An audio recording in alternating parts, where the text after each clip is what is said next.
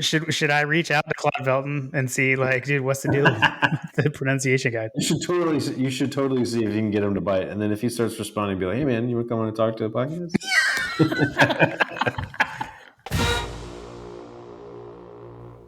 Welcome to My Got a Podcast. I'm Jim Wood. In this episode, John Powell and I preview Georgia's 2022 season, in which the Dogs will attempt to be the first team in the playoff era to repeat as national champions. And we also answer questions from you, our listeners. As always, remember to check out store.mygotapodcast.com to see our latest merch. And you can follow us on social media at MyGotAPodcast. Finally, we'd love for all of you to come join us at Dog Central. That's DAWGS Central.com. Now, let's join the conversation in progress. So I guess like my main thing is I still like, isn't it weird that we're doing the season preview already? Like, is it weird for you too, or is it just me?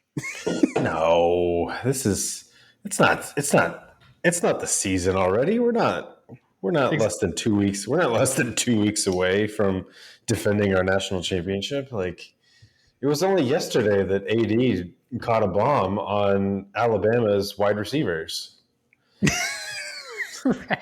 Right. Yes. Right. It was only yesterday that Brock Bowers ran all over Alabama's wide receivers. It wasn't too long ago that Bryce Young threw an interception to Alabama's wide receivers.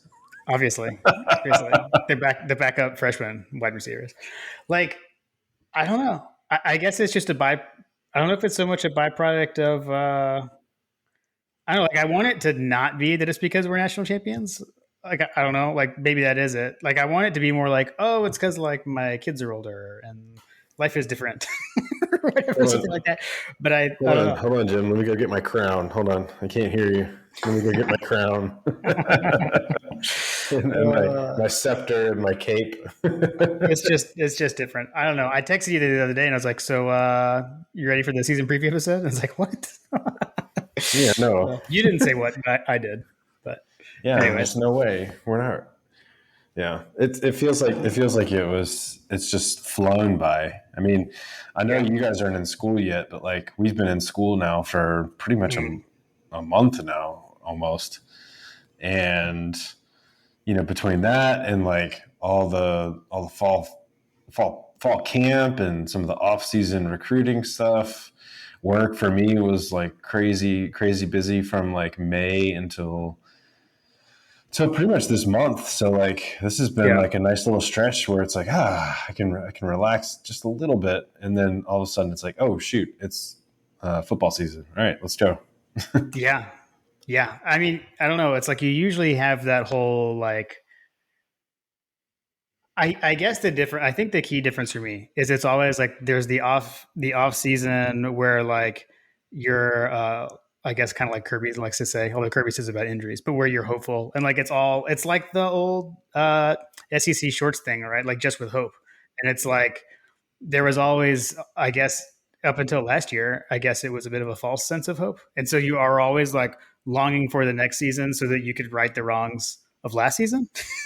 I guess maybe. And like, I mean, I guess we could improve upon last season, obviously. Still, like you could go totally undefeated, but like, it was a different offseason. I don't know. I guess some of that is like you didn't have that like all those what ifs going through your mind and kind of like I said, wanting to correct them. I guess in the coming season, we don't sort of have that. And it's not that I'm like not like I don't want it to come across as that I'm not excited about the season. I obviously am. Like I'm pumped.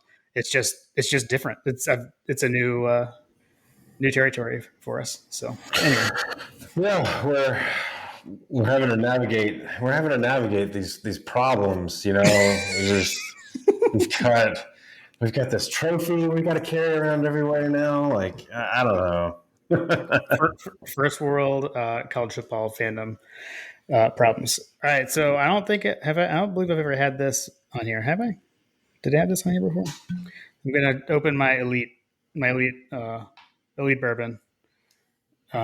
Maybe I did have this on here. I think I've only drank it once. I can't remember if it was on this or something else. But so I'll be having the elite bourbon, which is my infinity bottle.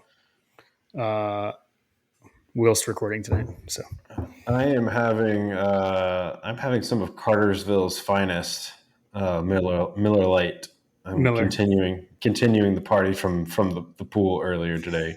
We nice. celebrated the most famous podcaster of My God, a Podcast's impromptu birthday at our neighborhood pool this afternoon with some of his buddies, and I had a few beers. The beers were had.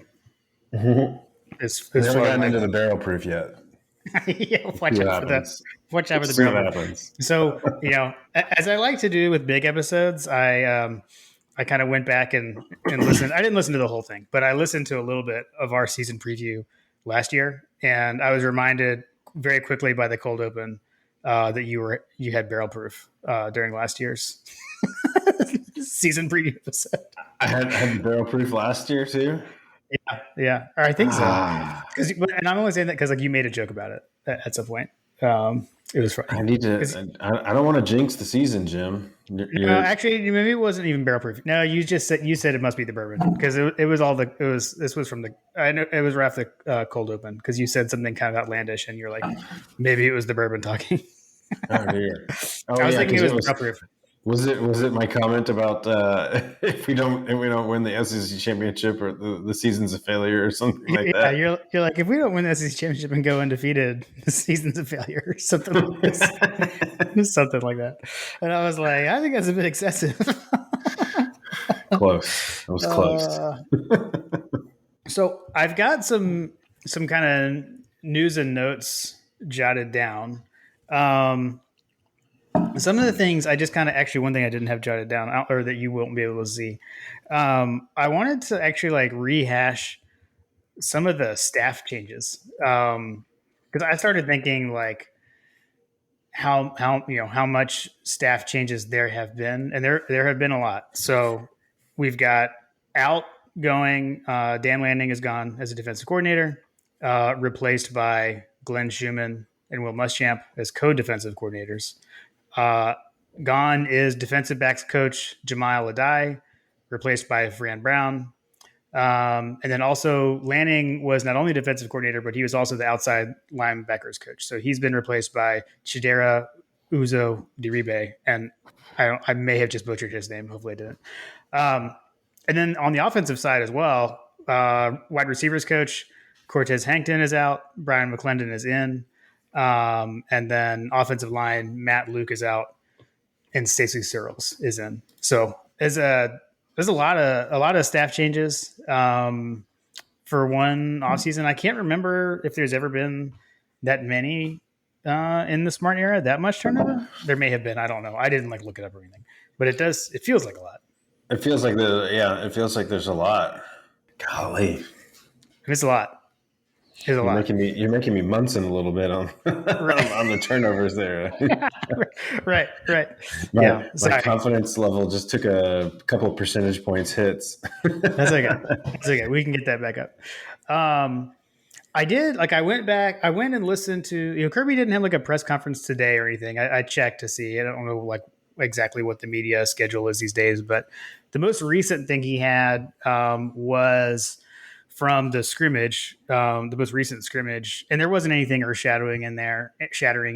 I think like the main things, I guess the sound bites, and this is even probably just as much coming from like Graham's notes, which by the way, if you're not a Dog Central subscriber, you definitely should be. Graham has been having incredible updates during the scrimmages, and the second scrimmage basically had like a kind of a live, almost play-by-play thread.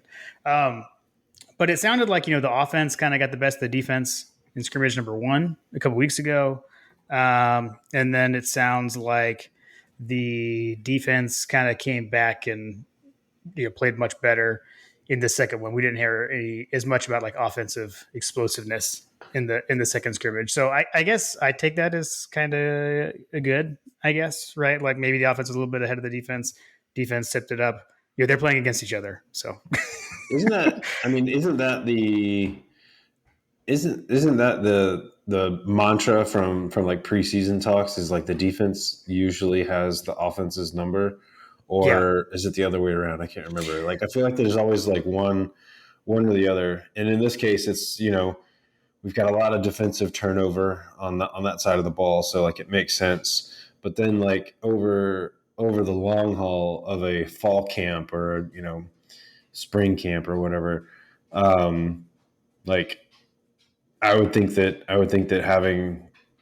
having the offense be large. I mean, by and large, a huge part of that is unchanged, really, right? Mm-hmm. Yeah. So like it makes sense that they'd come out gunning and then the defense just figures it out. Yeah, I'm glad you said that though, because like I do feel like you tend to hear that the defense is ahead first, which I thought it was interesting. Or maybe that's in spring or something. I don't know. But I always feel like that the defense kind of gets back up to speed earlier is generally what you hear. Whereas this one, that didn't seem to be the case, at least for the first scrimmage. But yeah, I think it could make sense just based on like returning production. But yeah, so I mean that was I don't know, I guess not a whole lot to take from that, other than like we've heard great things about some key offensive players, like Darnell Washington. Sounds like he's really starting to come into his own. Um, and then let's see other news and notes. So the AP All America team came out today, I believe, or first I saw it was today, and we had three first teamers. Brock Bowers, Jalen Carter, and Keely Ringo all in the first team. I thought that was pretty interesting. For Keely Ringo was the one that jumped out to me. I mean, first team All American preseason. That's pretty cool for him. The other two didn't surprise me at all. Ringo, maybe I shouldn't be surprised, but I don't know. I guess I was the most surprised about that out of any of them. But that was pretty awesome. And then Nolan Smith is on the second team. So saw that today. Ringo was surprising, especially given the some of the musings coming out of some of the practices and scrimmages about him getting burned. But I mean, I feel like that a lot of that's going to be netted out in the season. I mean, he was what, like a consensus 5-star recruit. So Yeah. I mean, you've got Jalen Carter was a 5-star recruit. Brock Bowers was what, like a 4-star recruit? That's a good question. I actually don't even know. Nolan Smith, I I think know. 4 stars, right? Nolan Smith, I know, was a 5-star recruit. Yes. Ringo, I'm pretty sure was a 5-star recruit. So it doesn't surprise. I mean, I guess it doesn't surprise me too much because these kids have been on the industry's radar, like the recruiting industry's radar, for quite some time, right? Yeah. Yeah. True. Regardless of if they're 4 or 5 stars, like it was a pretty big deal when Brock Bowers committed, like in the latter section of that recruiting cycle that he came in on. I can't remember which one it was. Obviously, it was a couple of years ago at this point. Wait for Bowers. He was a freshman. He was a freshman last year. So Yeah. yeah. So like when he came in, it was still a pretty big deal, right? Yeah. So something I left out too, actually, that I did. The one thing that I did notice, that something I had totally forgotten about, was that like Bowers actually didn't even play. He didn't play football his senior year of high school. Like, because I think like they basically didn't have a season because like he was in California, and I think high school football got canceled, right? Like because of COVID. So these guys, the true freshmen last year, their senior year of high school was like the COVID year. So Brock Bowers had no right. senior year football. And So so he that probably would have been higher up the. right, So yeah, you everything, wonder, so everything that you were grading him on was based on the fact that he was a junior and all the stats and stuff, and just like serious proc. If recruiting is like a, reading the tea leaves kind of industry, like yeah, a COVID year without any football whatsoever, like yeah, serious. Maybe we lucked out in that regard because we got a diamond where not many people knew he existed. right, yeah, and Jamon Dumas Johnson, same thing. He also didn't have he didn't have football his senior year either. Kudos Um, to Kirby's team for figuring it out and identifying a lot of these key contributors here that have yeah, been you know they've been producing at a high level since they were young pups, right? So yeah, yeah. yeah, it doesn't surprise me, but it kind of does surprise me a little bit. I'm not superstitious, but I'm a little stitious about Ringo Yes. being listed here. Right. Because I don't Yeah. want to. I don't want to go back and be like, "Oh, he was preseason All American, and here he is, like getting burned or whatever." But like, he's not going to get Right. burned because he's going to intercept Bryce Young again. Right. Yeah. Seriously. Yeah. Yeah. And we can get to some of the defensive talking points in a bit. let's see. The only other thing I had for news and notes was just like kind of on the injury front. So there are a handful to go through, unfortunately. So we've got, I'll go through like what I'm perceiving as like least severe. Actually, if I do that, I think Kyrus Jackson was like held out to the second half of the scrimmage this weekend. He had something going on with his ankle Achilles, but they said like if it was an actual game, he could have kept going. Is basically what Kirby said. Didn't say anything about being hopeful to get him back, so that's good. Kendall Milton does have a grade 1 hamstring strain, so grade 1 is like the lightest. So hopefully, there I go being Kirby. Not too bad. It sounds hopeful? like hopeful. I actually am hopeful about Kendall Milton. For Oregon at least. And then you got Tate Ratledge with turf toe. So he broke his foot against Clemson last year on like the third play or something like that. Has fought back and now he's got turf toe. So we got that, and then Tell us about the turf toes. yes, the Jim. turf toe. So, Tell us about the turf toes. so funny thing, one of my toes has been bothering me recently, and I just realized like, wait, that isn't even the toe that I had turf toe in. So now I don't know what's going on. I feel like I know a little bit about this turf toe situation because of all the flexing my foot does doing burpees and push-ups and all kinds of stuff with the workout crew. So not to keep flashing back to our last year's season preview, but another thing happened. So we actually had a huge turf toe conversation last year because Arian Smith had turf toe, and like I told my golfing turf toe story. But the other thing I was going to go to was it was also right after you had when you like you were like texting me and you're like, dude, I fell in my driveway and like I think I sprained my ankle and I don't know if I can go on my vacation anymore or something. Oh yeah, dude. I was hopeful. I was hopeful to go on my anniversary. So you were hopeful for that. And so but the tie into both of that was that last year it was Arian Smith that had turf toe, and now this year Arian Smith has high ankle sprain and actually had to have surgery. So I don't know what to make of Arian Smith. I mean, I think we're just going to have to treat him as like anything. My takeaway here, Jim, is that I need to wrap myself in bubble wrap here. This is true. I'm due for some sort of like what's the one where like the butterfly flaps and swings and like a hurricane is unleashed across the world or whatever. That'd be the butterfly effect. Yes. Arian Smith's butterfly affecting JP here. Yeah, I think we need to wrap Arian Smith in bubble wrap. Yes, that too. Screw you, JP. Jeez, JP, you can get the ankle sprain. Let's protect Arian. We can maybe swap ankles or something. Yeah, seriously. You need an ankle? I got like half of one. Right. But yeah, so I don't know. I'm kind of feeling like anything we get out of him this year will have to be gravy because those high ankle sprains are no joke. And the really bad news is freshman Andrew Paul, the running back, tore his ACL in the scrimmage this week. It's weird because, like, I mean, granted, I'm not like super connected with the recruits, like the Dog Central team over, the Field Street Forum guys, Trigger Trey, Lamar Lovelace. Yeah, I'm not like. Full transparency, I had not really heard a whole lot about Andrew Paul before like these guys started talking about him. So like, yeah. I mean, he's a 3-star recruit, I think, right? Like he wasn't like huge. He wasn't like a huge recruit. I mean, am I wrong? Like no. I mean, he kind of came. I feel like he kind of came out of nowhere. Yeah, I mean, again, I'm the same level as nowhere a 3-star recruit can come from. Right. I mean, I'm the same level as you are. We're pretty similar with our recruiting knowledge, or definitely no inside info. But no, I mean, Branson Robinson was the big name back. Right. Yeah. See, like that name I knew all throughout. But then people started talking about this Andrew Paul, and I was like, wait, what?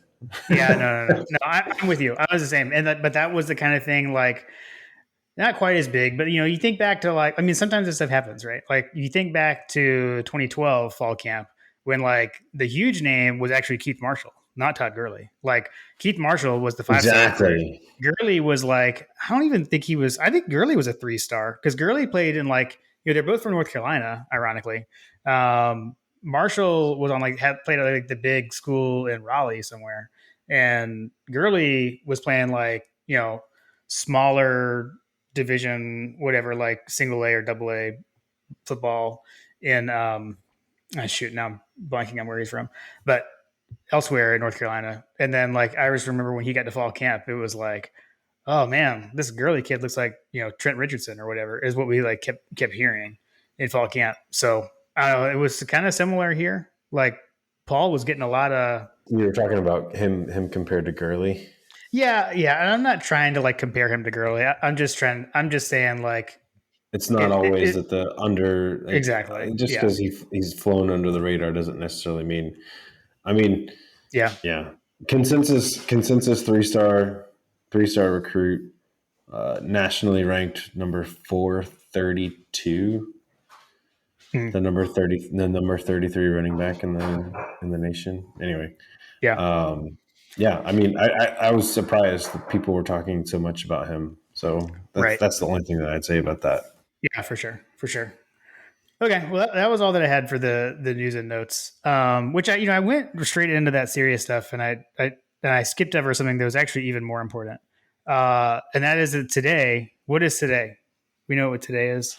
Today is the anniversary of the Inside Sources. Today is 1 year anniversary of Hunt the Jones Inside Sources uniform tweet, where he claimed that it was all a joke, by the way, even though some people got mad for some reason, that Clemson and Georgia were going to wear color rush style uniforms.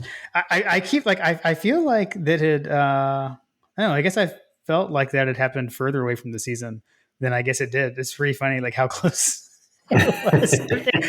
I was thinking back to that today. Because the other day I had tried to look it up to see if we were past the date because I was going to make a joke to Hunter, and then everyone was waiting with bated breath for any sort of football content, and at that time it was the peak of Clemson hype. Yeah. It was the peak of Clemson hype, and it was the peak of Georgia's going to choke the big game. Yeah. Little did they know what they were in store for. Well, and that also too, like we were coming off the COVID year, like it was like this is going to be like a real football season or whatever, which is I don't know. I guess just to kind of go back to that, this idea that Alabama, this like revisionist history now that they're saying like it was a rebuilding year and all that stuff. Like that's the other thing is looking back, like they were preseason number 1 last year.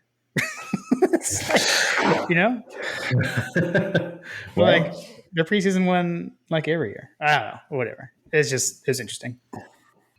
Yeah, well, you see how that worked out for them. Exactly. Hey, quick question, Jim. Do they have any wide receivers that are injured already? Actually, I'm pretty sure they do. Is that a news and note? I don't have that. I don't have that as a news and note. I don't have any Bama news and notes. Breaking news. It's a rebuilding year for Alabama again. Yeah, well, true. Obviously. I don't know. One of their receivers, like one of their transfers or something, I thought was hurt, or hasn't been coming along as they thought he would, or something. Whatever. I mean, Jermaine Burton's their number 1 receiver, allegedly. Yeah. Hopefully they have a quarterback that can advise him as to what route to run. Like we saw Stetson do in the whatever you call it. God, why can't I ever remember what they call those things? Oh, the SEC story. Yeah. So okay, so as we head into this season, like I figured we could talk a little bit just about kind of like the phases of the game if you want. Like, I don't know if we want to get too much into it because, like, we'll obviously talk about some stuff next week when we get like as detailed as we get with Oregon.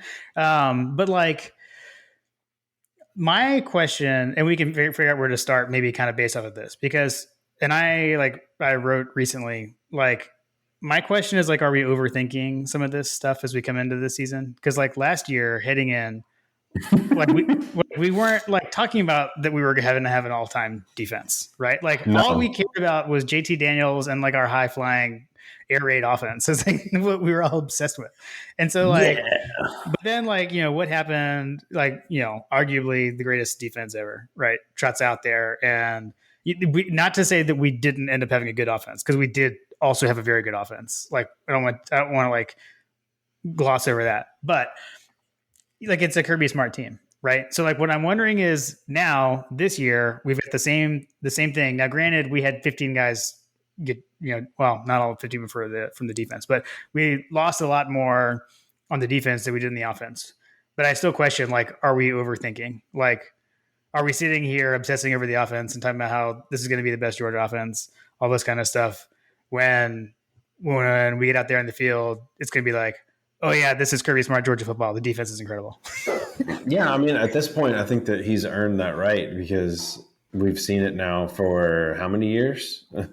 Yeah, Going on what 5 years worth. He's this is his seventh year, right? Am I yeah. This is year 7. Yep, year yeah, that, seven? Yeah. So aside from that first year, which was yeah.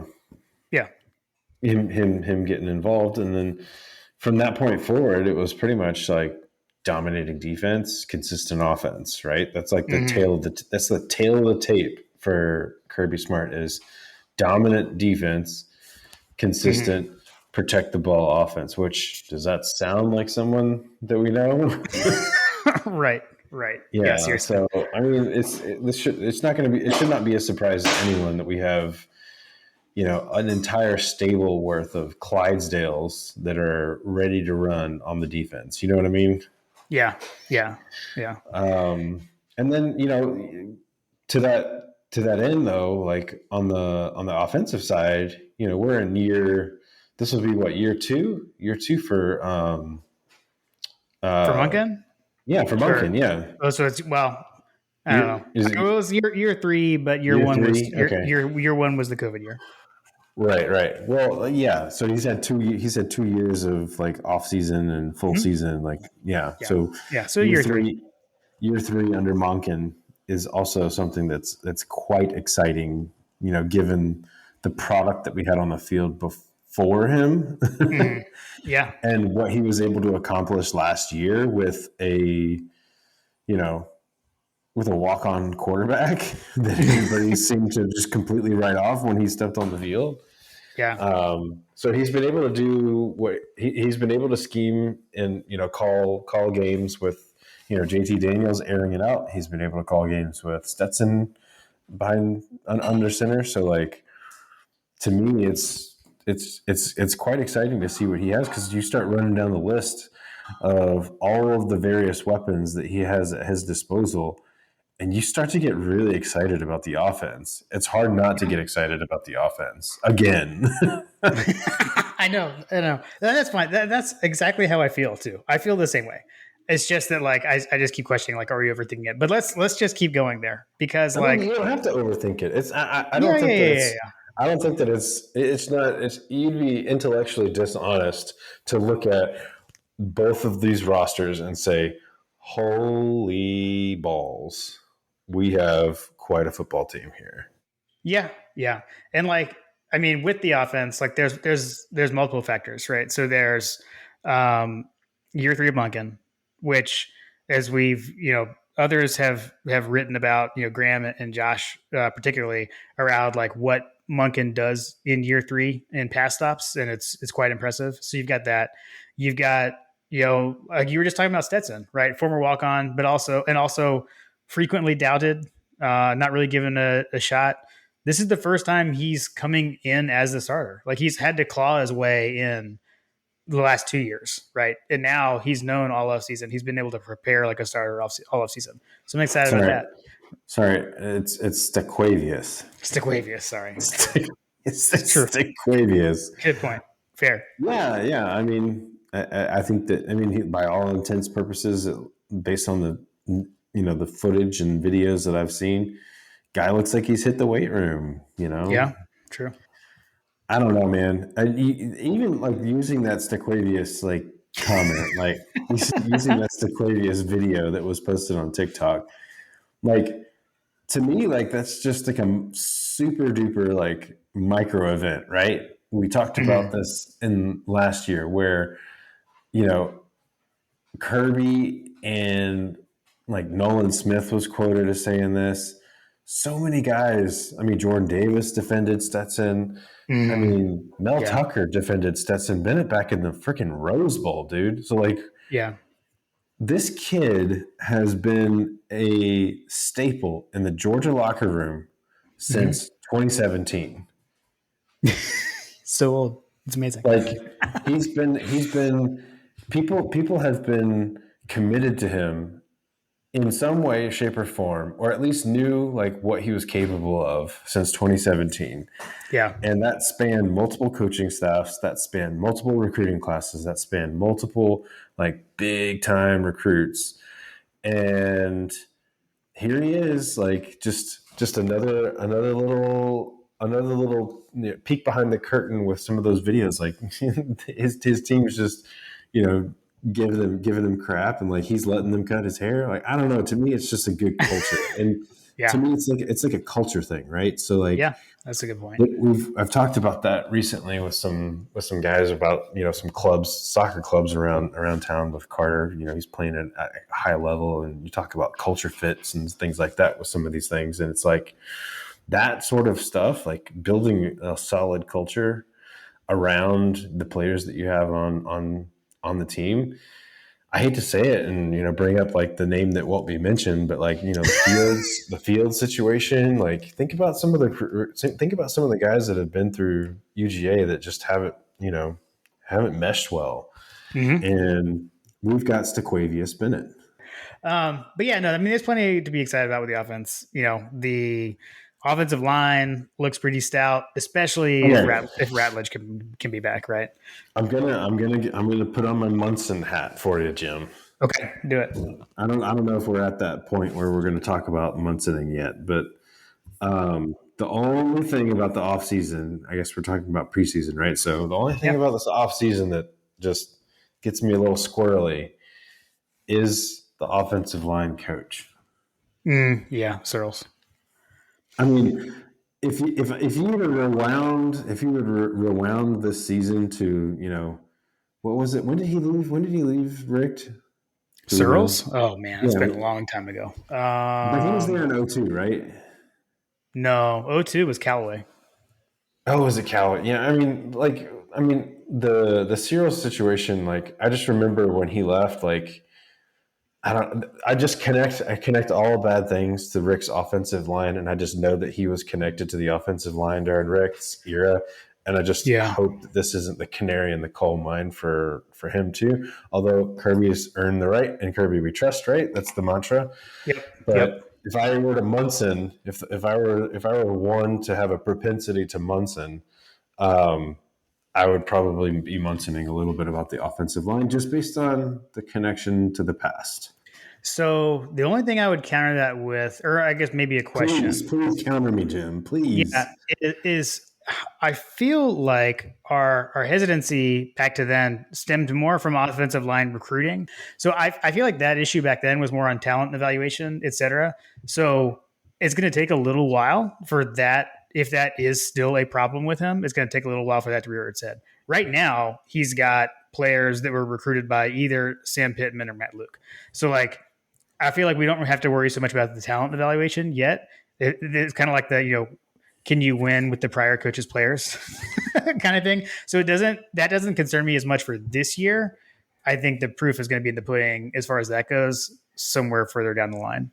So I wouldn't Munson over that for this season so much, unless we just think he's a bad coach too, which I don't know. I'm not really sure. You're not really sure? Oh man, that doesn't really instill the confidence that I was looking for. I'm just saying I'm not like I'm not a one who evaluates. I know, folks. I'll say this: when I do remember when Georgia hired him, it sounded like a great hire. A lot of people talked him up a lot. I do remember having the same kind of feelings as you, but who knows? We can hope he's grown. I guess the other thing I would just go back to is the in Kirby we trust. But like the guys that we have though, like I feel great about the line. I feel really good about this offensive line. Yeah, yeah. I mean, I feel good about the offensive line. I don't know, man. I really struggle. I really struggle with the connection to the past there. And, I associate everything bad from Rick's time with his offensive line. And, Shit, what I'm going to throw some gasoline on the fire right now and make you oh, jump. Jesus, here we go. We've also got Bobo. Bobo is back. And we got Bobo. But Bobo's not like an on-field coach, right? Correct. He's an analyst. Yeah, he's an Right. So analyst. I feel a little less like run the dang ball Bobo than I do about that situation. Although I will say that, if I were to be one that Munson's about the quarterback position and what's going on in the state of the quarterback room, Bobo has a solid track record of quarterback coaching. So True. if he is helping the quarterbacks out in that regard, then that's only going to help the Stetson haters to just feel a little bit warm and fuzzy. Yeah. Yeah. Yeah. I don't know. What about like, I don't know. I guess we can get into it more, but like just the weapons too. I feel like, all the receivers, AD Mitchell, you've said multiple times, right, about that. I feel like he had his Devonta Smith moment in the Natty. And then like, apparently we're tight end university now also. So Fair, Jim. I guess bring you back up. I guess I'll not jump off the cliff right now. Yeah. Okay. What about, so let's talk about that defense. You want to talk about the defense for a little bit? Like, or let me ask you. Well, I will shoot now. I was going to ask, is there anything that worries you about the defense? But do you just want to talk about some like more rose-colored things first? Well, I guess there's two areas which I feel like that we said the same thing last preseason was the secondary. I mean, yes, we exactly. were super stressed out about the secondary last year. However, due to the wonderful folks behind the recruiting arm that is Dog Central, I am less and less worried about what's going on in the secondary by the day. Yeah, true. Who was it? Who was the guy that was like balling out over? He was basically like intercepting balls over Brock Bowers. Was it Singletary? I can't remember which. I thought it was Starks. Wasn't it Malachi Starks? Yeah. It was one of the guys. It was one of those two. I picked the wrong one. That's okay. But it was Graham that was hyping him up on the play-by-play. Which, if you haven't subscribed to Dog Central, you should do that because shameless plug. You're getting daily updates, and in the case of the scrimmages, you're getting play-by-play, and I was following along all throughout. But yeah, dude, like when you start reading stuff like that, like a true freshman is balling out over Brock Bowers, taking the interceptions away from the reigning king of tight ends. That's cause for confidence in what's going on in the secondary, which I think we talked about this, towards the end of the season once we figured out, we don't have to worry about the secondary. Right. Yeah. Because Kirby played secondary, and guess who else played secondary on staff? Muschamp. Boom. Yeah, exactly. It's almost like they know what they're doing, guys. Yeah, and from everything we've heard really good things about Fran Brown as well coming in there. For sure. DBs, right? So, yeah, I mean, it's I guess similar, right? Like you've got we had holes, but we were able to fill them. Although, I mean, last year we replaced both corners, right? Now, granted, we had a veteran transfer in Darion Kendrick. We don't have anyone like that this year, but we've got Ringo as the veteran at this point, right? Like he's a veteran now. He's a preseason first team All-American, as we talked about earlier. And so really the question is who's going to be opposite him. So we'll see. So that's the thing with the secondary. I mean, for me, like defensive line is going to be just different studs than they were last year, but I think they're all studs. I'm not really worried about the defensive line. I'm not so much worried about outside backer. Robert Beal really came on late last year. We got him back for yet another year. Which, by the way, is that a correct pronunciation? Since we didn't have the recording there, Robert Beal. There is the. There it is. Which brings me to another. Okay, now breaking devastating news. There still is no pronunciations on the website. Scott Howard has not recorded it. I'm starting to wonder if they're not going to do it because they totally changed how the roster is formatted on GeorgiaDogs.com. So, anyways, we'll see. We don't need to. Do we need to file a Freedom of Information Okay, I actually was request. going to bring that up. Should I reach out to Claude Velton and see, like, dude, what's the deal with the pronunciation guide? You should totally see if you can get him to bite. And then if he starts responding, be like, "Hey man, you want to come on and talk to a podcast?" Okay, I'll do that. I'll do that. Yeah, Done. yeah. Done. Yeah, to twist my arm. So yeah, so I mean, between the thing I was gonna say about Beal is like by the way, like we like fun fact. Remember, like he like went into the transfer portal, but then didn't transfer and stayed. That's pretty cool. So yeah, but between Beal and Nolan Smith, obviously comfortable there. My question is the inside linebacker.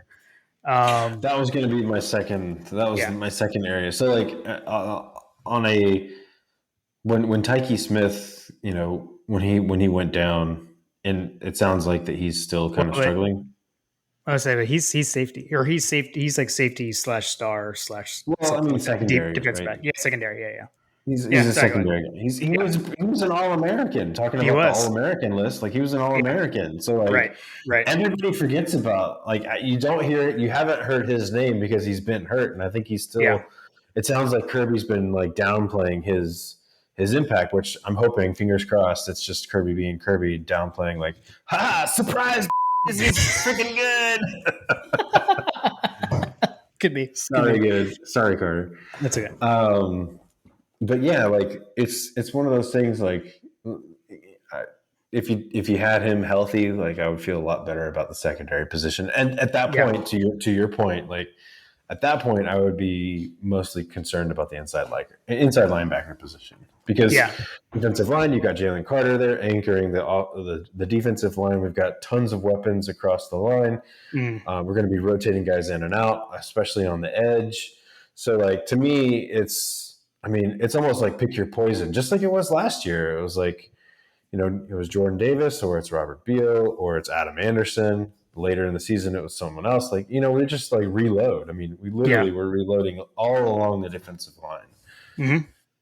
So at that point, you just got to be like, who's going to step up to be the Nakobe Dean? And it seems like that Nolan Smith is kind of that guy, but like he's not in the same kind of position. He's not in the same, central role. So it's who's going to step up. Yeah. So that was so I was kind of trying to look back. So I was trying to, all right. So like we lost our top 3 inside linebackers, right? So you've got, not only did you lose Nakobe Dean, but you also lost your top reserves, right? So in Quay Walker and Channing Tindall. So all 3 of those guys are gone. So I was trying to think back, like what has happened in the past. And so generally, actually, I don't think generally. I mean, we've pretty much returned. Wasn't it Channing Tindall? Sorry to interrupt you, but wasn't it Channing Tindall that Nakobe Dean was always like yelling at? Well, I mean, he's the one in the national championship game when he like.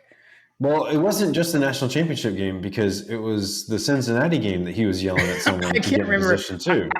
I know exactly what you're talking about. I don't remember who he was yelling at. That was like the gift that was like, oh my god, inject Nakobe Dean into my veins. Like, oh my gosh. Right. Well, and because that was when Nakobe was getting the final, like that was when it really became like his defense, right? Because, and this is kind of where I'm going with, because like even because in 2020 we still had Monty Rice, right? And so 2021, Monty Rice is gone, and we're back, and we've just got Nakobe, right? And so like every year there's been like a guy that you're kind of like was already there and was like maybe the next up leading tackler kind of deal, and they're still going to be there for the next season. Except the only exception to that is 17 to 18, right? So in 2017, it was Roquan Smith, right? Was like Mr. Everything linebacker. Natrez Patrick did return. So Natrez Patrick was on 2017 team and played in 18, and then so was Monty Rice, but Monty Rice was a true freshman. Since 2017, it's like Roquan, Natrez, Tay Crowder, Monty Rice, Nakobe Dean, Quay Walker, Channing there was Tindall. a pretty big. But what I'm saying is, in 17 to 18, there was a pretty big drop off, right? So like Monty Rice was the leading linebacker tackler, I believe, in 18, and like he didn't do much. He was a true freshman in 17. He didn't do a whole lot, right? And like Reggie Carter was actually the second like leading tackler of linebackers behind Roquan, and like he was gone. So we lost our top two. So 17 to 18, I think, is a decent comparison to what we're dealing with right now in 21 to 22. And what I was trying to remember, like kind of what happened there. And so in 18, like, yeah, we still had Monty Rice, Nate Patrick was still there. But something else happened in that the safeties actually stepped up, and like LeCount actually was the leading tackler on that team in 18. I just think, like, again, kind of what you were saying earlier, like, Kirby coaches secondary. And then again, just the idea of like, this is a defensive team. Like, that's making me worry about it a little bit less. Cause like, just think about how good like Monty Rice was. Right. And we didn't know a whole lot about him from 17. And so maybe that could be Jamon Dumas Johnson, right? Like, played a little bit. His stats in 2021 are actually pretty similar to what Monty Rice was in 17. So that's kind of where I'm going. I was just about to say, like, I feel like that there's a name that you're going to throw out there, and that's the name that I figured, because that's the name that everybody's talking about, Jim. Like, that's the guy that everybody's talking about right now. So that's kind of my thing. That's what I found to try to kind of make me feel better, is like that a comparison to the past of where have we seen this in the Kirby Smart era. 17 to 18 is the closest thing I could find. And that 18 defense was still really good. So let's see. Special teams or anything else but the defense? We can talk more about it next week too. Oh man, yeah. I feel like I saw like one of the questions that someone asked was like about sacks and stuff. So like, yeah, we can probably hit some more stuff there. So I guess special teams. The only thing I was going to say there is we are breaking in a new punter. So we have an Aussie punter now, don't we? We have an Aussie punter. Apparently, he can punt like either way. Like, he can do traditional punting or like the rugby style punt. So I saw somewhere that like he's never really like played football. Like, he's from like a punting academy in Australia or something. Yeah, so, that's literally what they do. They're just like, hey guys, you guys know how to kick a ball. How about we figure out how to kick a ball really good? So that'll be interesting. I mean, we got Jackpot back at the holding down the place kicking duties, and we got Zirkle there as well. I think the other thing to think about is just like, I mean, like Zamir White played special teams, right? Like, these guys, the defensive starters also play a lot of special teams on this team. So there's, we talked about all the turnover that we've had on defense. There's going to be decent turnover on special teams play as well. That is one thing I've seen Kirby harping on a bit, of like some of these younger guys. They get into college and like they didn't have to play special teams in high school because they were like the star, and they just did. Like the star player of the team, and they just played their position. They don't always know. So there is like a learning curve on special teams there. So decent amount of turnover there. But our guy, Todd Hartley, who has an amazing mustache these days, is heavily involved in the special teams. So I'm sure he'll have them. I'm sure he'll have them. You think he's still going to have the mustache? Okay. I don't know. Is that a question? That's a great, that's not for later. But I was going to go into, and maybe we should do like a Twitter poll, because like Todd Hartley keeps coming up as a suggested friend for me on Facebook. And like, I don't know why, because we have 0 mutual friends, but like, the socials are listening. The socials are listening to us talk about. Seriously. So like, I don't know. We're texting about Creepy Todd. Should I as a friend on Facebook? I mean, Facebook keeps suggesting him. Hey man, maybe he's a listener, and we're mutually picking up each other's algorithm. Look, there's a reason. The algorithm has told me to request him as a friend, so I don't know. I kind of feel like maybe I should do what the algorithm says. I don't know. I kind of feel like you should do this, and we should talk about it. I'm leaning that way.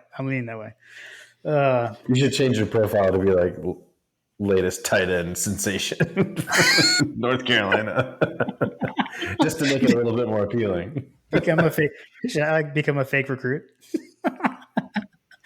So the only other thing I had before listener questions, and I don't even know, like I put the chart here. So like there is actual football this weekend.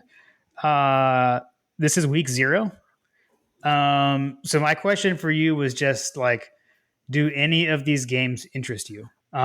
We've got Nebraska versus Northwestern in Dublin, Ireland, by the way. I wonder if British Bulldog's going to hop on over to Dublin. Can we please like press pause on that one? Like, really? Are we really playing college football in Ireland?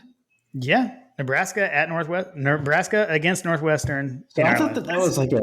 that was like a Fighting Irish situation. Like, I mean, it did happen. They did that. They have done that. But yeah, they've continued to do this. There was supposed to be a game. The last one that was supposed to be there got canceled. It was like Illinois and somebody. oh, okay. Yeah.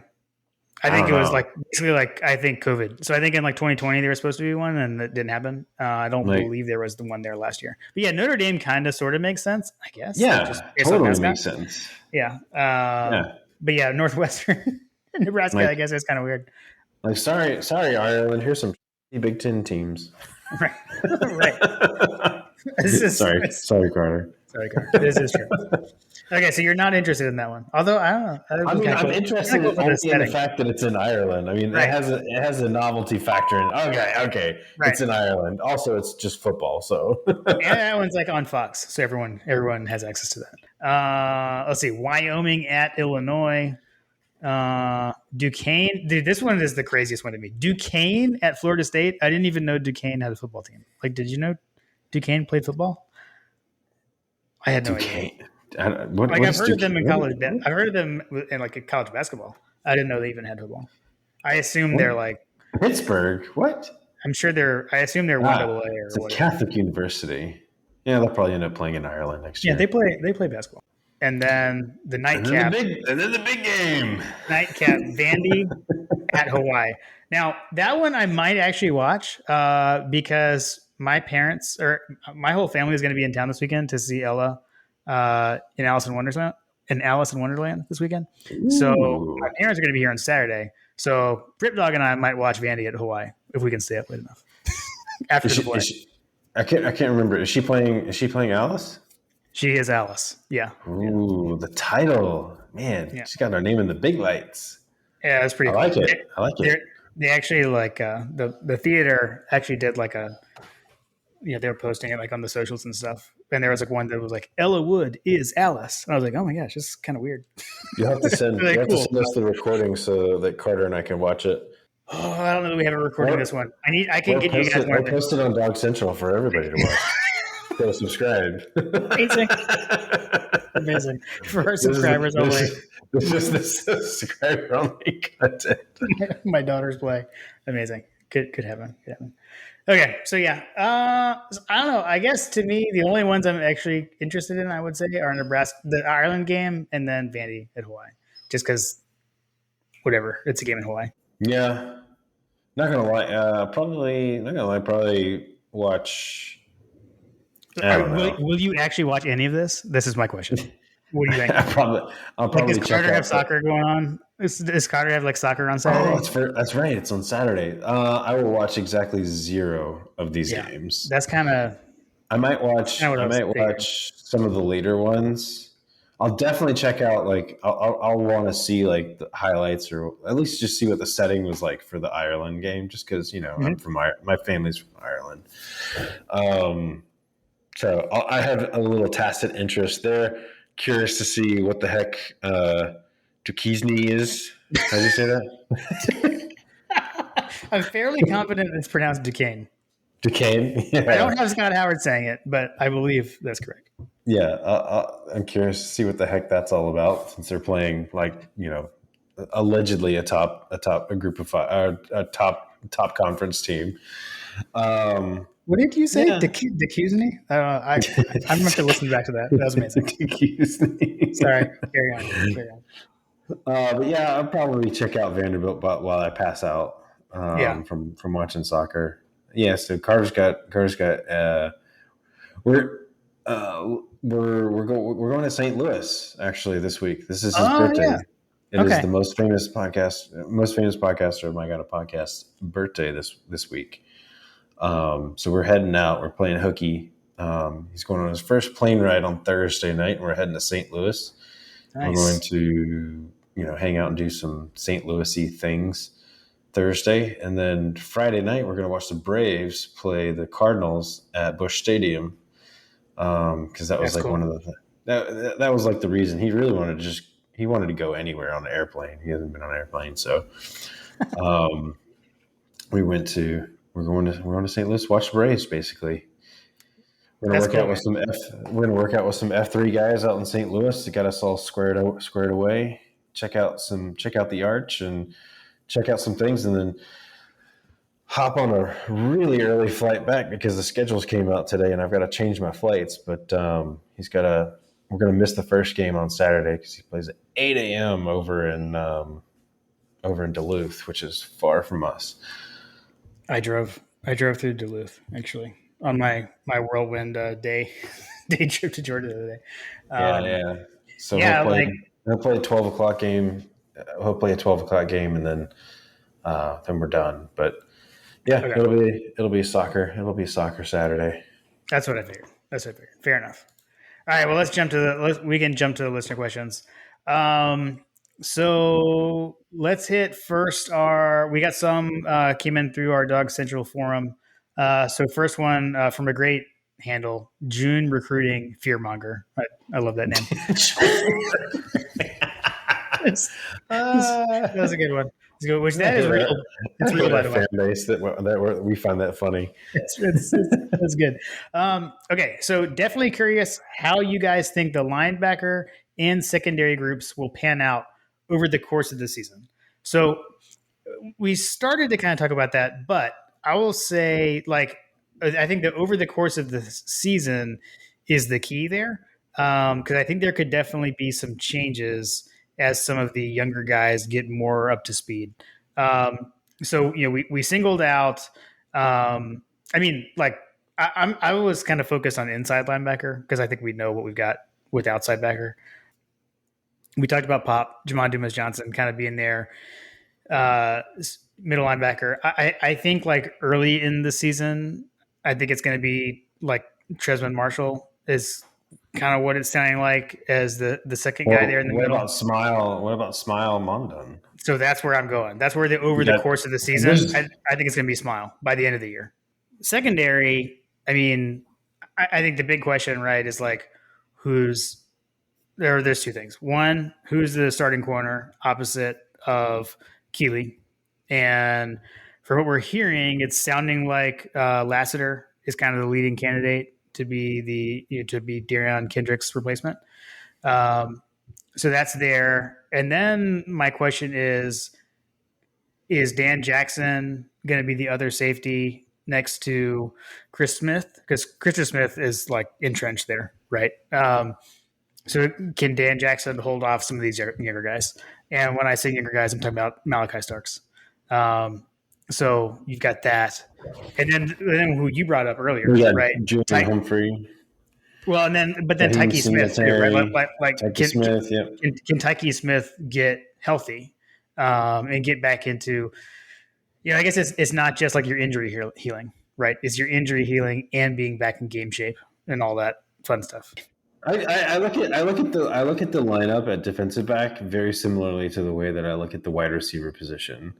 I just look up and down at all the defensive backs, and it's like, golly, we got to hit on at least a couple of these guys, right? Not all of these guys are going to be misses, and it's just like you got Singletary, you got Humphrey, you've got Malachi Starks, you got like, all of these guys are just.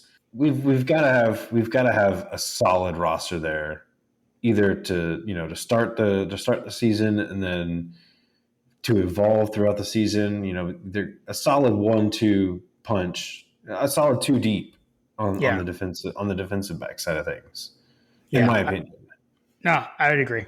I agree with that. All right, so for the next one, I think I'm curious on yours for this one. From friend of the show, John Tweed Sports. If you could only have one bourbon at every tailgate for this entire season, which bourbon would you choose? I think I saw in the Dog Central chat, which if you want to follow along, you should subscribe to Dog Central. No one said never said that before. Yeah, I mean I think that Weller 107 was a solid answer in the chatter there. I can't remember who it was that mentioned that. I think it was Brad Smith 2056. Yeah, Weller 107 is a solid answer there. I was gonna my natural tendency was to go to Weller because that's a staple in my arsenal for sure. The Weller Special Reserve, I guess I should say. Um, I mean, I was gonna say Buffalo Trace just because like I love that It's a one, solid, yeah, and solid. that's what I had with my dad in our Nutter Butters after we won the Natty. So There you it, go. it has a warm place in my heart. So that's my answer. Okay, this this is the one. If it ain't broke, don't fix it, Jim. That's right. That's true. Good point. Good point. All right, this is the one where I was thinking earlier about Munsoning.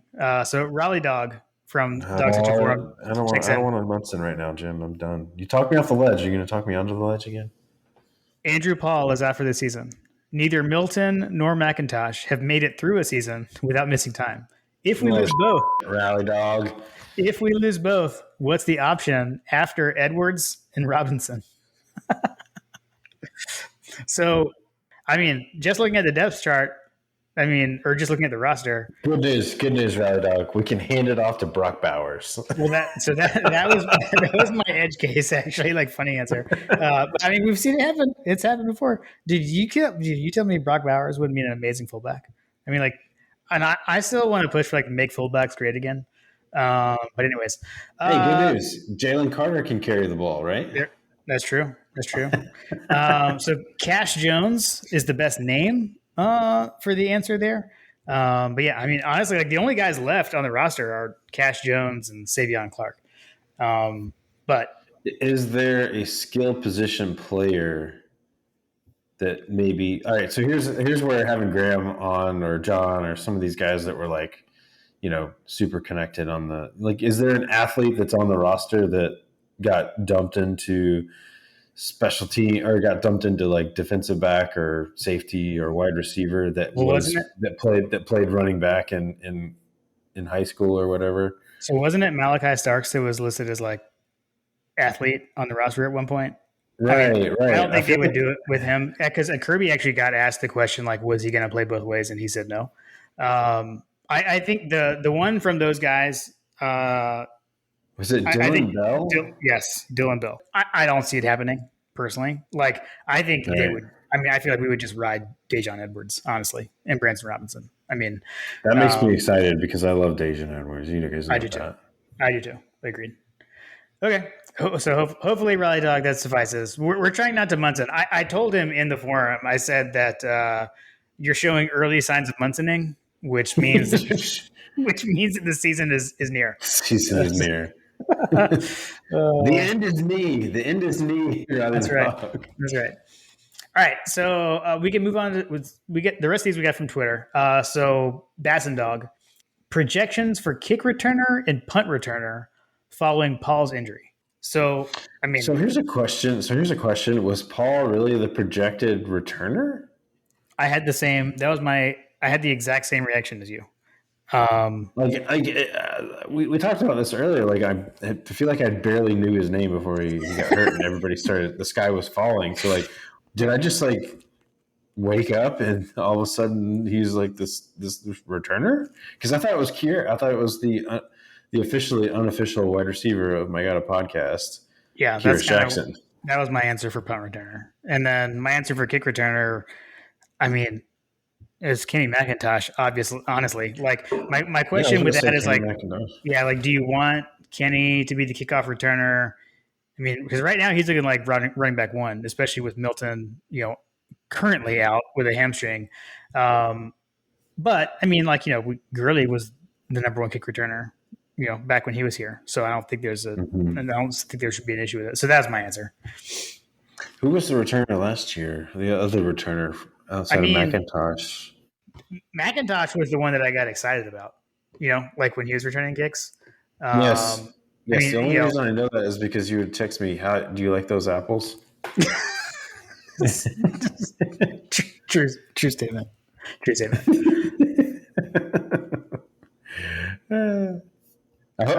For what it's worth, Jim, I hope that you are texting me that a lot this season. Fair. Well, and like from past experience, that I will whenever I get the chance. Let's see here. Okay, so Brian Michelis, he had 3 questions. We can do these one at a time.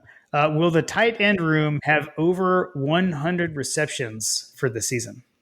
How many receptions did we have last year? Well, so Brock had 56. So you get halfway there with Brock Bowers. It's a lot. Yeah. Now Darnell only had 10. I'd say that's a pretty good. I think we'll get close. So if you think of it this way, it's like let's just say Brock, even if Brock comes down a little bit, let's say Brock has 50, then you only need 50 more between Avery Gilbert and Darnell Washington and Delp. I mean, I think it's gonna be pretty close. I think it's a good line. I think we could. I think we certainly could. I'm going to go with the under on that one. Okay, I'm going to go push. We're going to have exactly 100.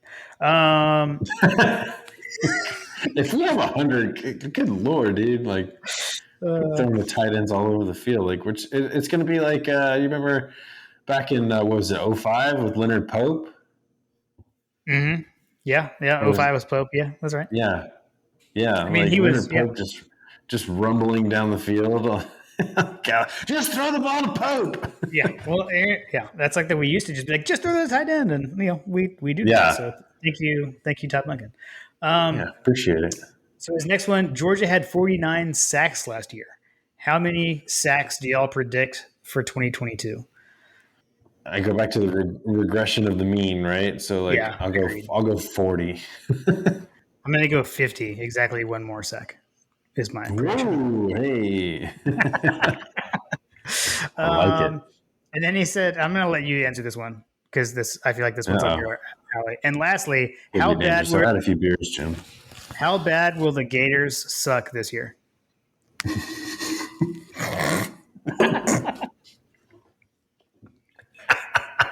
I spit my beer out, Jim.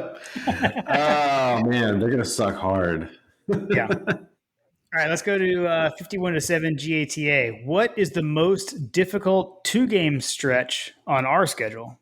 So he gives some options.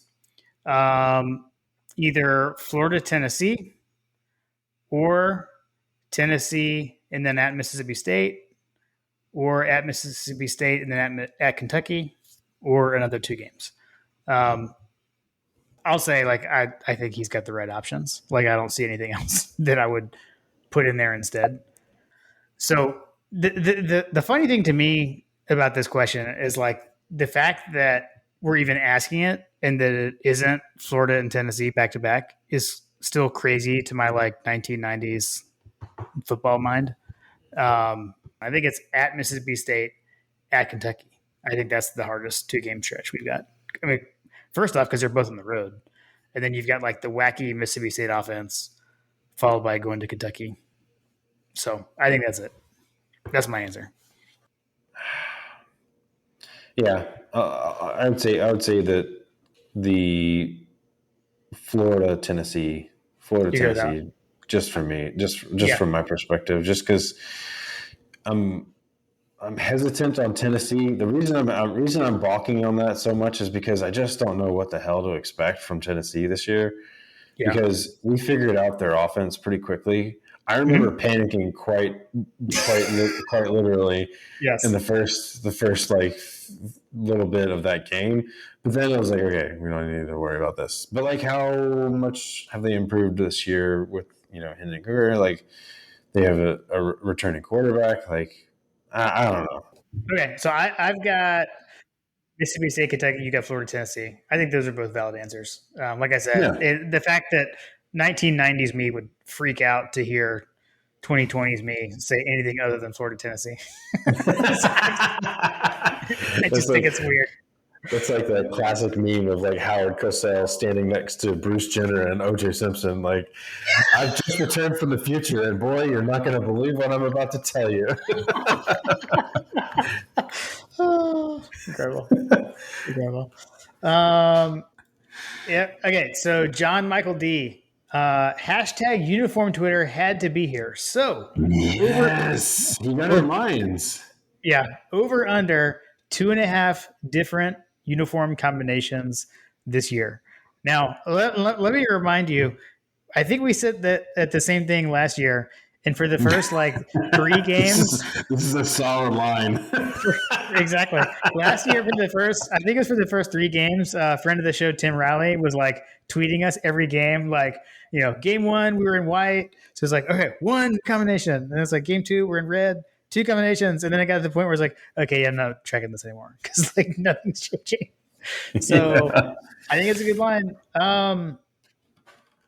What do you want me to go first? Do you want to go first in this one? I'm gonna go under. Under. I'm on record. We're going to go with the most boring combination. Right. Yes, for Oregon, right, for the first game. I'm going to go under too, actually, because I still think Kirby. I still think Kirby hates alternate uniforms. Yeah. So okay, we agree. Shocking. Let's see. Okay, I love this one. Over under for this season's Sorry Carters. Over under set at 10.5, which we are primarily an audio medium. However, John is now wearing his Sorry Carter t-shirt, which I haven't published those yet. Okay, by the time everyone listens to this, you'll be able to go to store.mygodapodcast.com and purchase your very own Sorry Carter t-shirt. I think it's a pretty good design. I was pretty happy with that one. It's a solid shirt. I tell you what, I put it on and Carter goes, "Wait, I'm on a shirt?"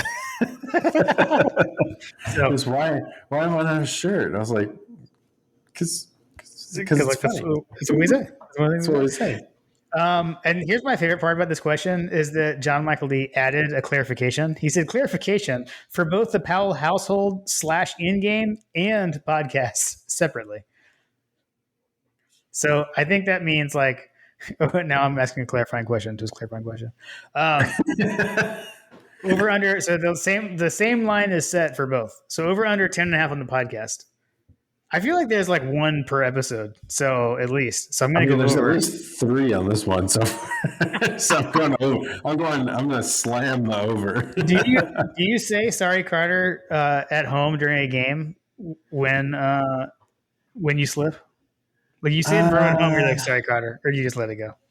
Generally speaking, I don't do that in live around the house. Mostly because it's like, I don't know, maybe the dads in the room can sympathize, but it's like you have like this secondary radar about that stuff inside your brain. But when it's just us guys talking, like you get a little bit more loose, especially we've had a few beers. Fair. I don't know. We'll go under at home, but over on the podcast. Yeah, for sure. I'm going to go under on the household, over under in game. That's definitely a change over the last 14 years. Under in the game, and then over on the podcast. Amazing. I agree. We agree.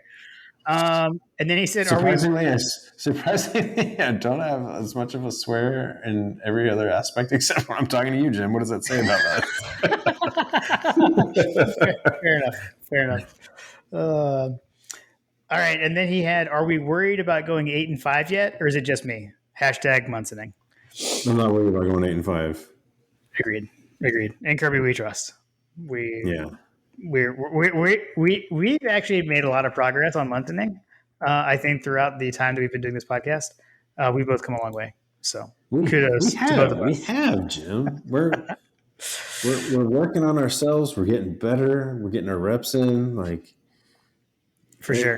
Just being a national champion will do that to you. Agreed. And now we have Big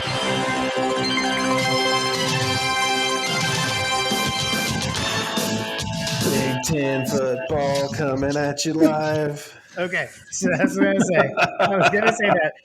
Are we going to have to change it? We're going to change it. Screw you. Like, you're dead to me now.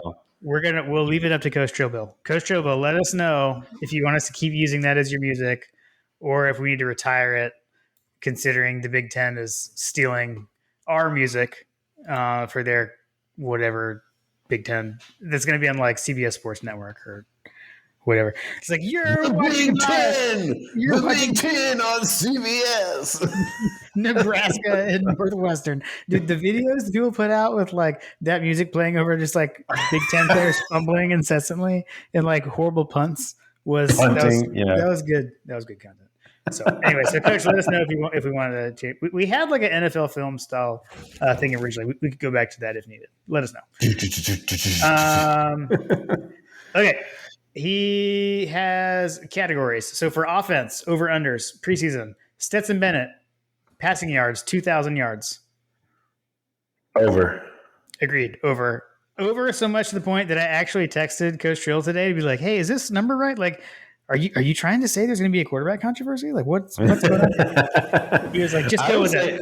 We could probably play around with that one. Like, what number do you go the under, Jim? Yeah, I mean, it's got to be more than that. I mean, he had like 2,800. 3,000.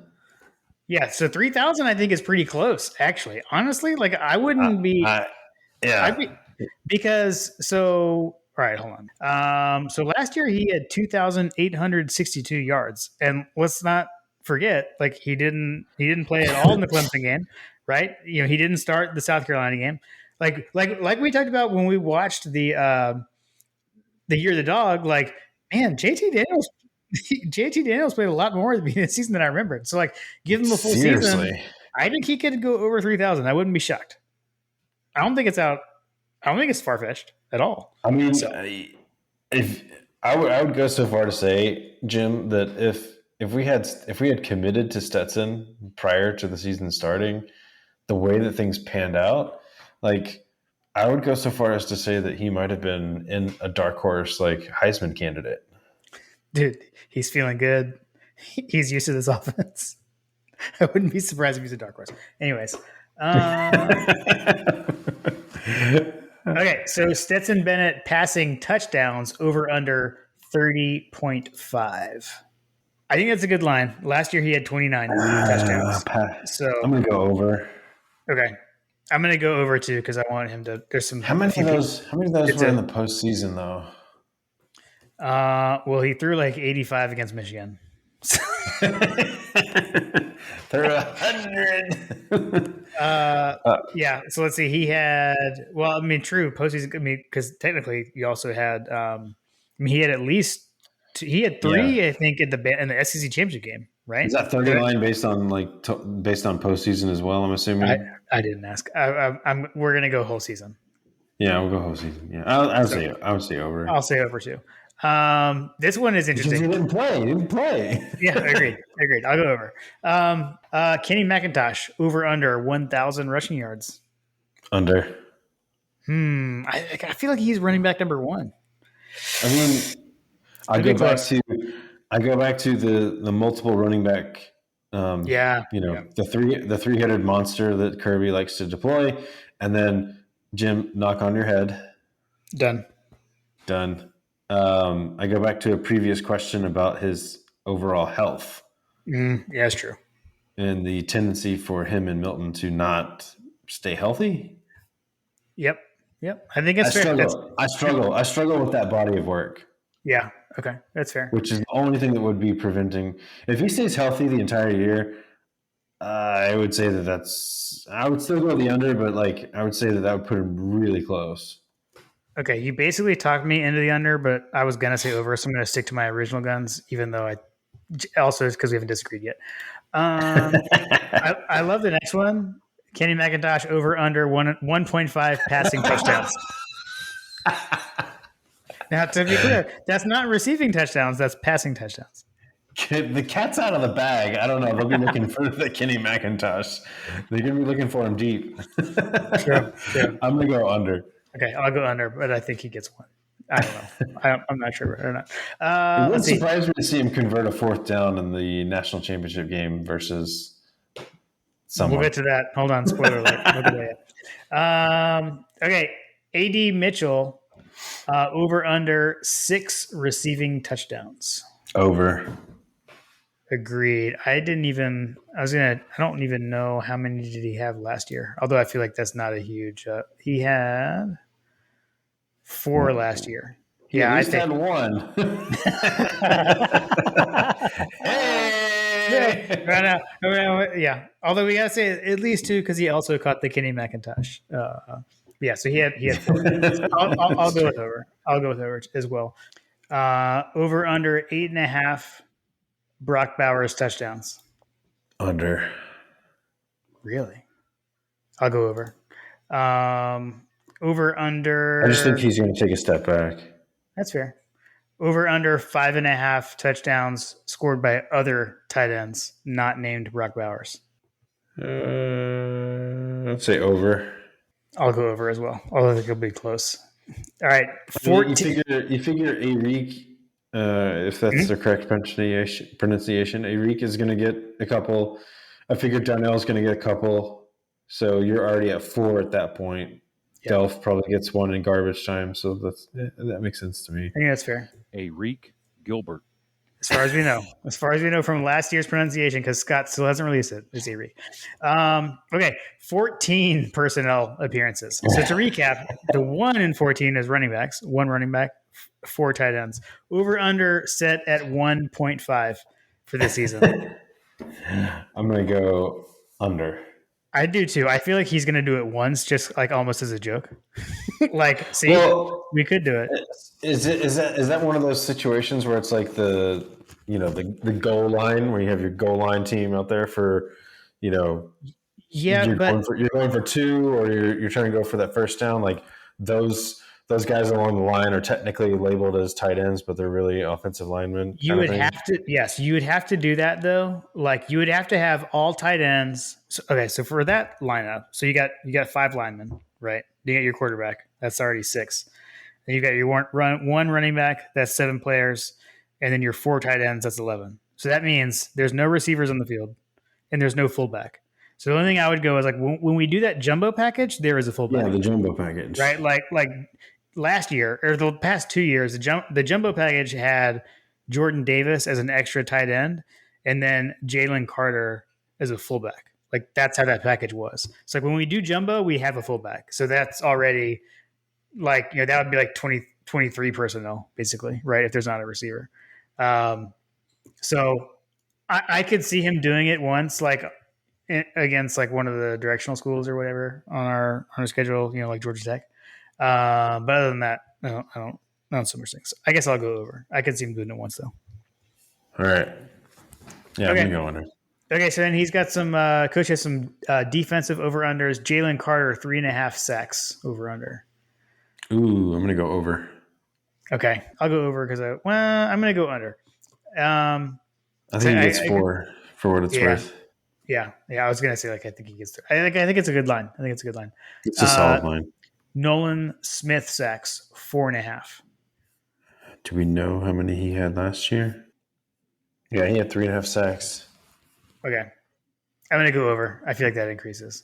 I think he's gonna be a big year. I mean, he's gonna be playing more. So Keely Ringo interceptions over under 2.5. How many did he have last year, Jim? Well, we know he had 1. Zing! No, he had 2.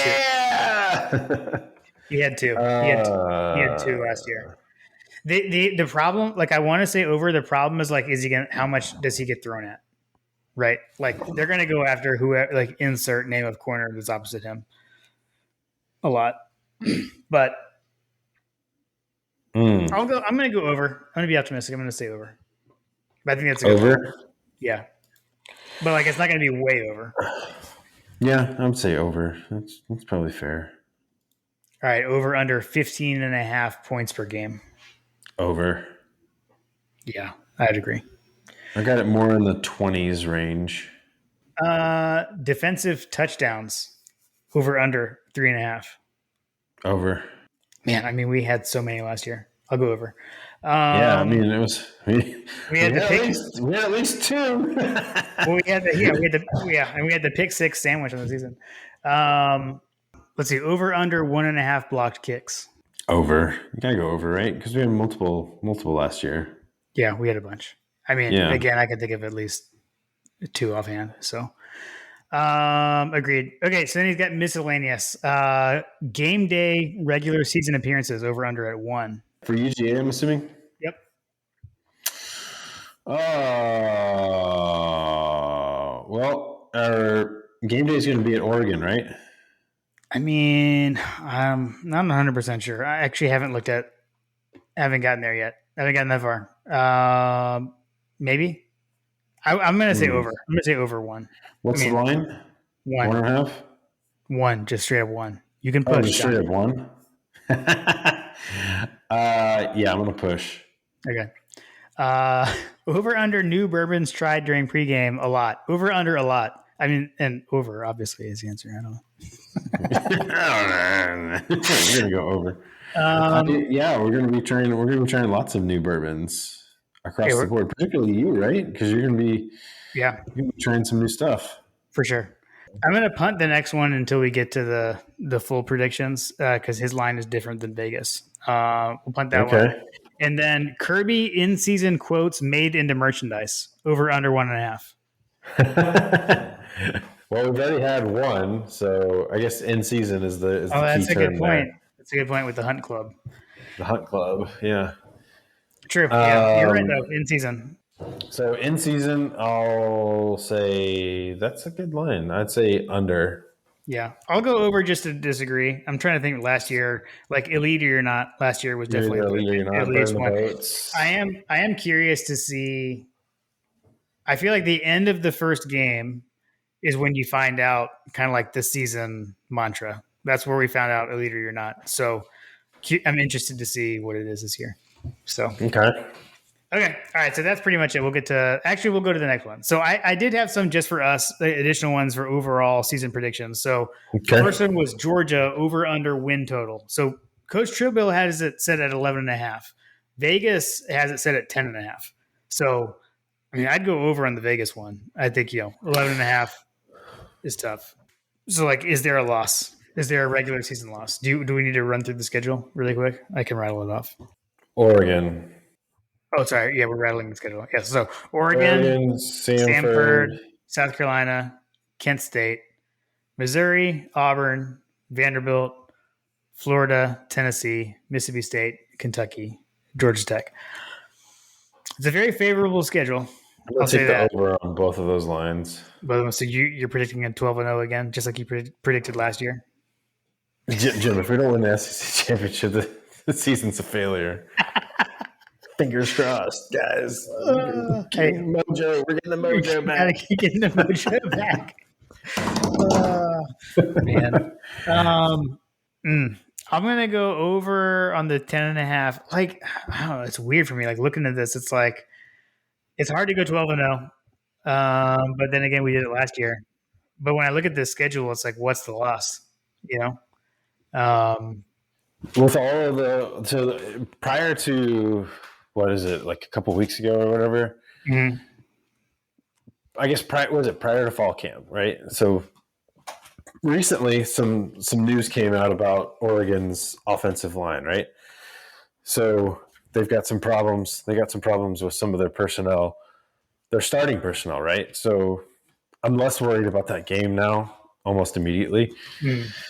And then you've got, I just don't see anybody beyond that, right? So like you get beyond that Oregon game, which by and large was supposed to be one of the tougher games on our schedule, right? And so it's weird, like you said, if you were to go back in time and pull yourself, like that Florida game, that Tennessee game, Yeah, right. I feel like that Kirby has figured out. I feel like Kirby has figured out that Tennessee offense, and I just don't think that Florida has the horses to compete, especially since their coach is actively pushing kids away from their school. I just don't see it. I don't see a loss on the schedule at this point, based on that feedback. And then Auburn's just a dumpster fire, right? Yeah, I mean, to me, I know 51-7 GATA asked about the toughest two game stretch. I mean, for me, it's the. I guess you could expand to 4 game. Although I don't see Florida being out, so I'm going to stick with the 3 game stretch. So it's Tennessee at home, and then you go to Mississippi State, and then you go to Kentucky. That 3 game sketch, that 3 game stretch, can we make it through those 3 games unscathed? I mean, I think obviously we can. But to me, that's like the danger zone. I don't see anything outside of that unless you have one of those the team doesn't show up days like we did. It's been a while since there's been one of those. Jim, Um, I hate to like go back to it, but like, you know, we're about to enter, you know, fall season when sickness and stuff like that. Do you think that COVID could potentially become another factor here? my question there would be like, what? We're a few years removed. We saw like the rumors about the SEC championship game and how we played in that game, right? Right? Yeah. I mean, I guess you could. I mean, it's we have a lot of experience about that lately around here. Like it's super contagious, but I don't know. I don't know. I don't think so. Just because of like the way like the testing guidelines are these days. You know, like if you're not symptomatic, you don't even need to test anymore. Um, so I don't think so. Like I Well, don't see it being different than like I'm the not worried flu, about people. I'm not worried about people necessarily like, missing the game, you know, but just being missing the sick. game. Got it. Yeah, just being sick and not performing to their best. Like, Got you it. know, the clip of Jordan Davis in the SEC championship where he basically gives up on the play. Like, Right. was he sick? You know, that kind of thing. Like, Yep. Yep. I don't know. I don't know. I wasn't worried about that. I hadn't even thought about that until you just said it. So I'm going to stick with that. Okay. Well, I'm going to, I mean, definite over 10 and a half. Man, it's hard to go 12 and 0. right. But since I'm a little stitious, I'll say over. I'm a little Because stitious. it'd be my fault. Um, who do you got? Who do you got for SEC West champ? There's this team over there. They're kind of an up and coming team. They had a little bit of a rebuilding year last year. I you know they're coming back from losing some wide receivers towards the end of the season last year. I feel like there's a team that Yeah. you know they got a good coach. He's a pretty solid recruiter. You know they got a good team. I think Alabama. These guys from Alabama, they know how to play. We'll Yeah. see what happens. See if they can put it together. Agreed. I'm with you. I just don't. I don't see anyone else making it out of there. Yeah, Um, obviously. Which I feel like the only game on the at least from a neutral's perspective, or like just some men want to see the world burn kind of thing. Like I would love to see A&M upset Alabama again. yeah. Problem is that since they did it last year and it's at Alabama this year, I don't see it happening. I Right. mean, you know, so like who knows? Like you could have a random Auburn thing, but I feel like again, like with what happened with Auburn last year, I don't see that happening so much either. As close as Right. that was, so yeah, I don't know. I don't know that they'll go 12 and 0. Saban tends to lose one. He does tend to lose one, and then they still go, or they just miss the SEC championship and go anyways. I Well, how assume. about if you were to flip the schedules, if you were to flip the take Alabama, put them up against our schedule, and take us and put it up against Alabama's schedule, what do you think? Um. I mean, I guess like technically, you tend to say the West is tougher. I guess, but I don't know that theirs is even that much harder. I mean, they've got what Texas as a non-conference game. Um, I think Oregon's probably harder this year.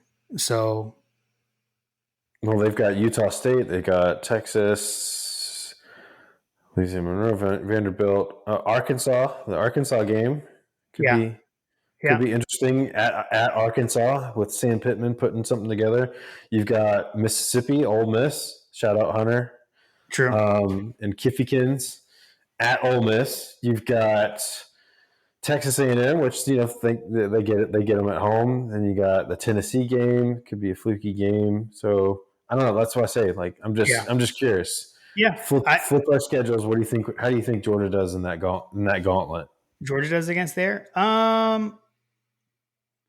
I don't really feel any different about Georgia on that schedule, honestly, as to our own. Okay. Yeah, I would say that's probably fair. The only game on there that worries me a little bit would be the A&M game. Yeah, But it's if we just have that Texas, it's the fact that it's the at home. Like I wouldn't worry about them so much at home. But agreed. it's at home, but Yeah, then you've also got their the all world they paid for their recruiting class, right, Jim? right. This is true. This is true. See how bad those mercenaries want to play.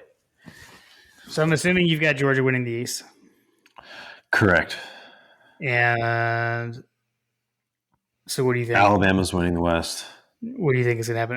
Who do you have for SEC champion? Can we avenge? So well, I'm gonna go like completely opposite from what I said last year. Mm, I don't care. okay. Yeah. If Georgia makes it to the SEC championship undefeated, it literally is a take all the starters out, which we're never going to do. But it mentally in my head, it's like this is a nice little warm up for the whatever Rose Bowl is. Yeah. Is that who are we back on the Rose Bowl? It's I know. Was it Peach Bowl? I think it's Peach Bowl. The SEC? Where's the SEC champion go? Oh my gosh! Please say it's the Peach Bowl. Not the Rose Bowl. It is the Fiesta Bowl and the Peach Bowl. So it is the Peach Bowl. So SEC champion goes to the Peach Bowl? I mean, in theory, the number one team is going to get to play. An undefeated SEC champion goes to the Peach Bowl? I would say, yeah. Yeah, I think that's pretty safe to assume. That's exciting for local fans, but also not sexy at all. Because that means that we would have played in the Mercedes-Benz 3 times. True. Yeah, but that's why Kirby scheduled these games, so you get to know the venue, right? Right. Yeah. It's a very Kirby answer. I don't even know what led us down that path. Oh yeah, I don't really know either. We're basically because we were saying we're always saying who do you got to win the SEC, and you were saying if we get there and we're undefeated, it doesn't matter. You don't even care. I mean, yeah, I would say you're right. I think the only reason it matters is that you get the home field advantage, or you have at least minimal travel to the Peach Bowl as opposed to the Fiesta Bowl. Obviously, if we make the Peach Bowl, it's pretty much going to be a Georgia home game. If you go to a Phoenix, Arizona, depending on if it was a USC, I would be a little bit more nervous because I feel like they would probably put a little bit more fans out there. But I feel like Phoenix is far enough off the beaten path that I don't think anybody's going to have a leverage on that game. I was hoping that it was closer to Vegas because that would almost guarantee that we would take over that city. Right. I'm just gonna go ultimate homer and say we win that too. So, who are your 4 playoff teams then? The 4 playoff teams. So, I mean, you gotta go Georgia, Alabama. I feel like Alabama's going to be undefeated, so I feel like it's going to be another Georgia, Alabama. Mm-hmm. I feel like Ohio State is the beneficiary from the Big Ten. Yep. Question is, who's that 4th team? Everybody's got Oklahoma. I've seen Oklahoma on a lot of people's slates. I just don't see it happen. I don't see it happening. First-year head coach, right. Lincoln Riley's gone. He was the hotness that kept. I feel like he was the hotness that kept them together because he was. I mean, I don't know. I just don't see it happening. So I don't think that Oklahoma is the answer there. Spoiler alert, Jim, Texas is not back. I don't see Texas. I don't see Texas either. So I'm struggling from that 4th team. Help me out. What are your teams? Yeah, so I think so if you look at the usual suspects, right? So you got Oklahoma there, you got Clemson, you've got Notre Dame. So those are the other teams that have been there. I'm gonna mix it up though. I'm gonna go Utah. I'm going to say Utah makes it out of the West, out of the Pac-12. I've got the same other 3 though. Do you think you don't think Michigan's going to make it back? Not if Ohio State's there. I don't think that you can't have fair. Dude, the college football. They could both be undefeated, just like Alabama, Georgia. Dude, college football would burn to the ground if the college football playoff was Georgia, Alabama, Ohio State, and Michigan. I choose violence, Jim. Not having. Do we think Clemson puts it together? I don't know. I don't. I'm not confident on their quarterback. No, I don't think they do. I'm just saying those are the usual suspects. The usual suspects. Alabama there, Texas can't be there. What about Notre Dame? Do you think Notre Dame puts it together? No, I don't. But that's what I'm saying. They've made it. Of teams who have made it, that's where I was kind of running. They were in my list of usual suspects, but I don't think it's them. I think it's Utah. So you think Utah's going to run the table? I think so. Are they the Cinderella story? I mean, yeah, they're the closest thing to one, but I mean, they are the Pac-12 these days. Golly. So, all right. So let's say, all right. So if you run the table, so let's say Georgia runs a table, they lose to even if you say it's a repeat of last year. Let's say we lose to Alabama in the SEC championship. That puts Alabama number one. Georgia's. If Ohio State runs the table, if Ohio State runs a table, that puts us at number three. So it would be a rematch with Alabama. Is that or no? It would be Georgia, Ohio State, and then Alabama will get Utah in your scenario, right? Exactly. Yeah. Which basically would be a play-in game for Alabama, in my opinion. But that would be interesting. Playing Ohio State for all the marbles. Wish it was a few years ago, but yeah, no, I like that setup. I mean, it almost feels like that Utah game becomes. Remember, what was it? 2007 when Notre Dame made it in. 12. Sorry, 2012? 2012. Sorry, yeah. Sorry. Yeah. Yeah. I had a. The Bama Notre Dame. Yeah, it was Bama Notre Dame. Yeah, that's kind of what that feels like there. Right. Yeah, I would agree. Well, if that's the case, let's say the season winds down, so we're getting to the Georgia Tech game. You know, we're undefeated. Alabama's undefeated. Utah's undefeated. Ohio State's undefeated. At that point, okay, I'd like to play Utah in that scenario. So let's go and win the SEC championship. That works. There's me. Yeah. Just go ahead and run the whole thing. Just go bell to bell undefeated. I mean, it works for me. I don't have any problems with that. I don't have any problems with that either. All right. Well, I know we're running long. I think I don't know. I think it's overall, a lot to talk about. It's a lot to talk about. It is a lot to talk about, man. It is. There's a lot to talk about. I mean, it's been a while, and although it's came fast, but it's crazy, man.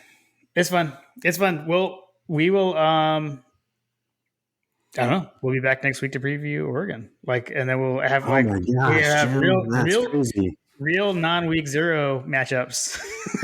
Yeah, then we get to talk about the Nebraska. We can talk about Nebraska, Northwestern, and Ireland. That's true. Everyone, get ready to hear our review of Nebraska and Northwestern. Awesome. Cool. Well, you know what? It's time to kick the tires and light the fires, Jim. That's right. That it is. Go Dogs. Go Dogs.